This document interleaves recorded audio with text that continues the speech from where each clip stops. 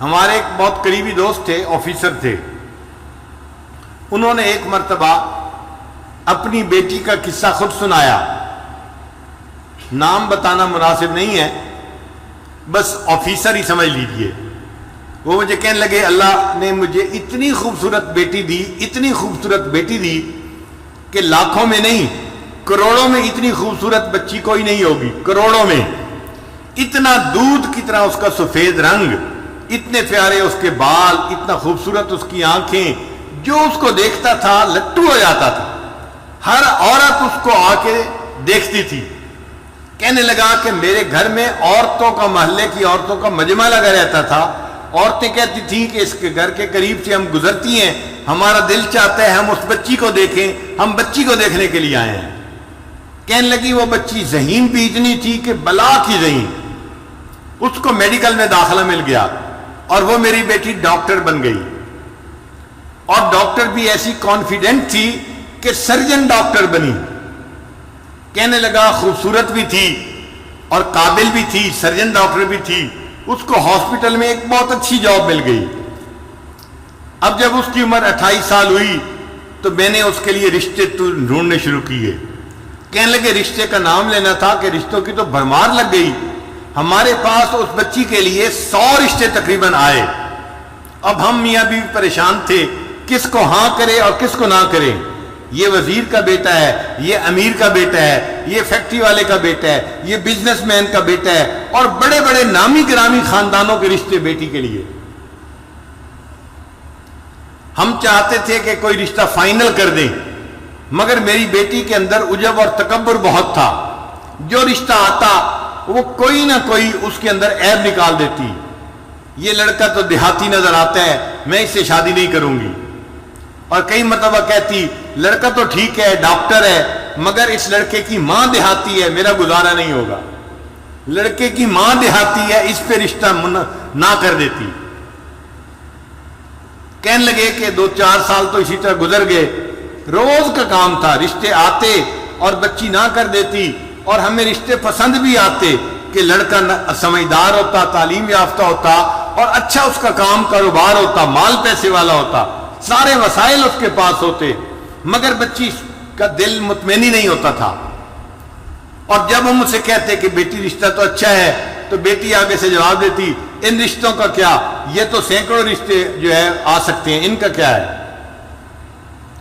کہنے لگے کہ 3-4 سال کے بعد اس کی عمر 34 سال ہو گئی، اب رشتے آنے ذرا کم ہو گئے، مگر بچی کو پھر بھی یقین تھا کہ میرے لیے ضرور اچھا رشتہ آئے گا۔ رشتے والوں کو آخر کیا چاہیے جو میرے پاس نہیں ہے؟ اس کو ناز تھا اپنے حسن پہ، اپنی تعلیم پہ، اپنی سمجھداری پہ۔ کہنے لگا کہ پھر اس کے تکبر کی وجہ سے ایک عذاب آیا۔ باپ اپنی بیٹی کا واقعہ خود سنا رہا ہے، کہتے کہ میری بیٹی کے اوپر عذاب آیا، اس نے کسی مریض کی سرجری کی، اور سرجری کرنے کی وجہ سے اس کو کوئی ایسا انفیکشن ہوا کہ میری بیٹی کے ہاتھوں کی جو جلد تھی وہ ساری کی ساری ایسے ہو گئی جیسے مردہ ہوتی ہے، کسی بوڑھے کی ہوتی ہے۔ اب بچی خوبصورت ہے، نوجوان ہے، مگر دونوں ہاتھوں کی جلد جو ہے وہ ایسے ہے جیسے کوئی 90 سال کا بوڑھا ہوتا ہے، ہاتھ بدنما بن گئے۔ اب وہ اپنے ہاتھوں کو ظاہر بھی نہیں کرتی تھی۔ اب رشتہ دیکھنے والے آتے تو وہ ان کے سامنے آتی تو اپنے ہاتھوں کو اپنے دوپٹے میں چھپاتی تھی، تو لوگ بھی پریشان ہوتے کہ یہ ہاتھ کیوں نہیں دکھا رہی، اور جس کی نظر پڑ جاتی تھی ہاتھوں پہ وہ رشتہ جو ہے ریجیکٹ کر کے چلے جاتے تھے۔ اب جب رشتے ریجیکٹ ہونے لگے تو میری بیٹی کو فکر لاحق ہوئی، کہنے لگا کہ پھر پریشان ہوئی، مجھے کہتی ابو آپ کوئی رشتہ سلیکٹ کر لیں، اب میری عمر 36 سال ہو گئی ہے، لیکن جس سے رشتہ کرنے کی ہم کوشش کرتے وہ ویسے لڑکی کو دیکھتے تو پسند کرتے تھے، جب اس کے دونوں ہاتھوں کو دیکھتے تھے تو ریجیکٹ کر دیتے تھے۔ ساس نہیں مانتی تھی، نند نہیں مانتی تھی، لڑکا نہیں مانتا تھا، ہم ایسی لڑکی سے شادی نہیں کر سکتے، ہو سکتا ہے بیماری بڑھ جائے اور پورے جسم کی جلد ایسی بن جائے، ہم اس لڑکی کے ساتھ کیسے گزارا کریں گے۔ کہنے لگے کہ پھر ایسا وقت آیا کہ رشتے آنے ہی بند ہو گئے۔ کہتے ہیں کہ میں باپ ہوں، اپنی بیٹی کی بات بتا رہا ہوں، ایک ایسا وقت آیا وہ میری بیٹی جو نماز نہیں پڑھتی تھی وہ رات کو تہجد پڑھتی تھی، اور اس کے آنسوں سے مسلح تر ہو جاتا تھا، وہ اللہ سے اپنے لیے بہتر رشتہ مانگتی تھی اور رشتہ نہیں ملتا تھا۔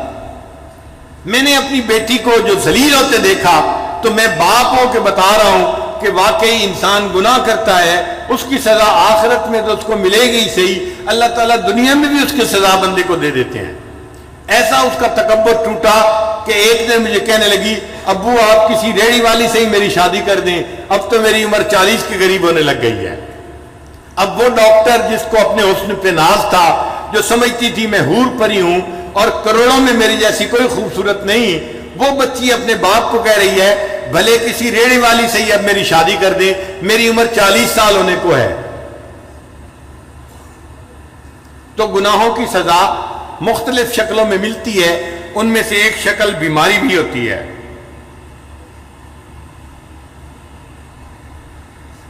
اور ایک شکل ہوتی ہے کہ انسان کو اللہ تعالیٰ لوگوں میں بے عزت کر دیتے ہیں، لوگوں کے دل سے اس کی عزت نکال دیتے ہیں۔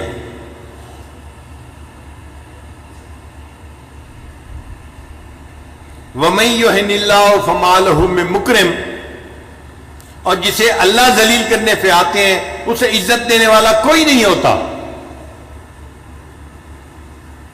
ایک آفیسر تھا 21 گریڈ کا، 21 گریڈ کا آفیسر بڑا آفیسر ہوتا ہے، یہ ڈپٹی کمشنر سے بھی اونچے گریڈ کا بندہ ہوتا ہے، یوں سمجھ لیں برابر کے گریڈ کا۔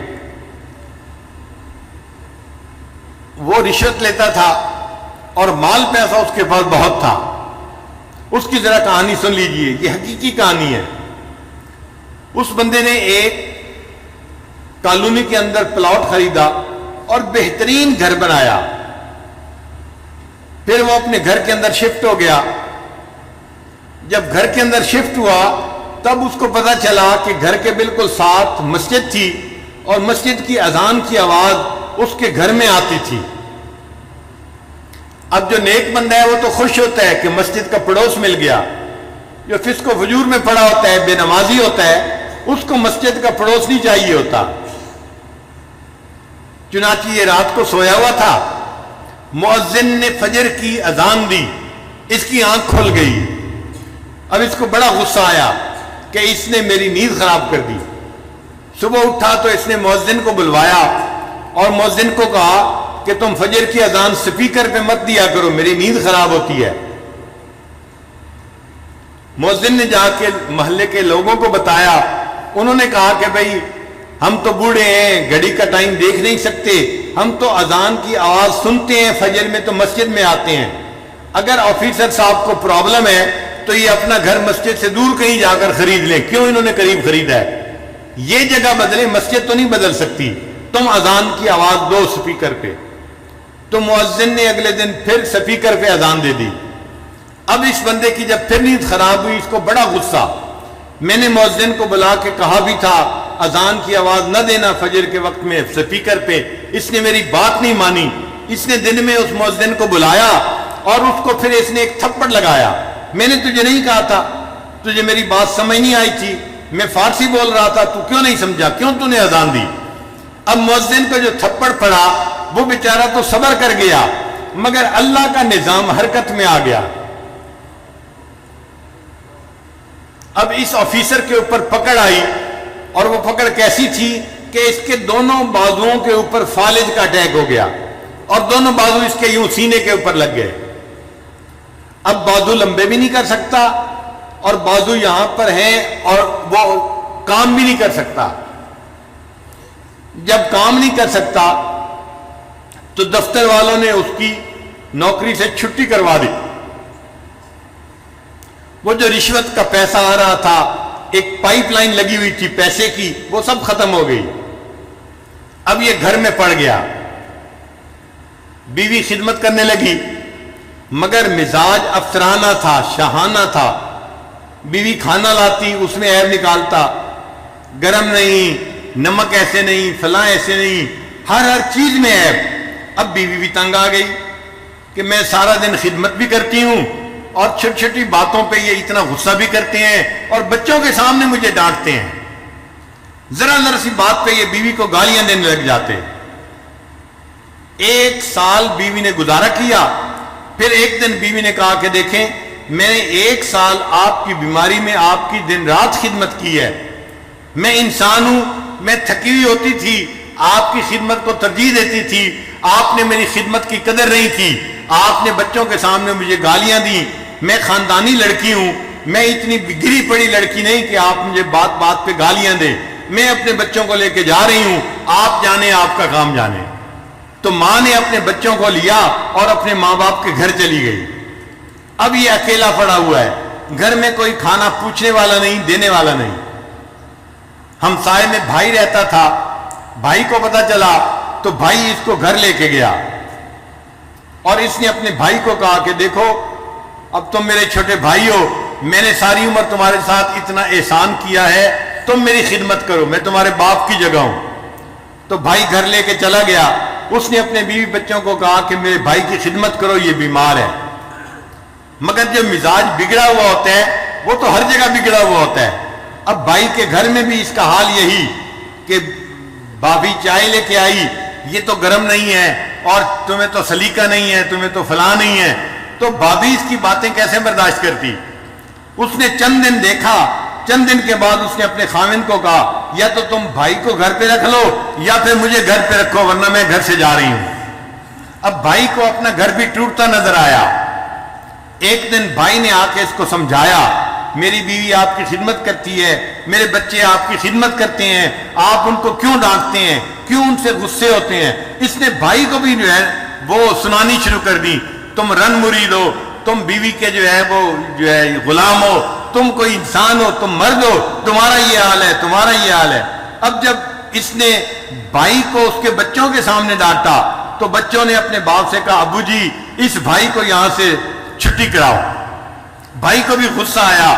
تقریباً دن کے کوئی 9 بجے تھے, گرمی کا موسم تھا. اس نے اپنے بچوں کے ساتھ اس کی چارپائی کو اٹھایا اور اٹھا کے اس کو باہر جا کر گلی کے اندر رکھ دیا. سڑک تھی دروازے کے اوپر.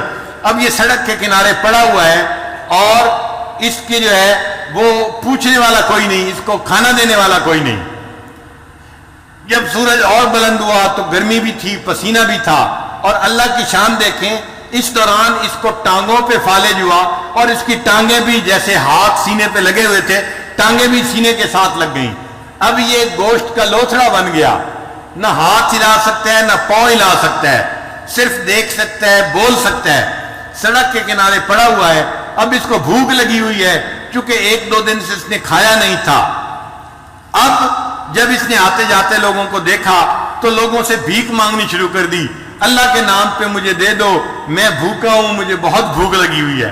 جس اللہ کا نام سننا اس کو گوارا نہیں تھا, اذان ہوتی تھی اس کی نیند خراب ہوتی تھی, آج سڑک کے کنارے پڑے اسی اللہ کے نام پہ لوگوں سے بھیک مانگ رہا ہے, مجھے اللہ کے نام پہ کچھ دے دو.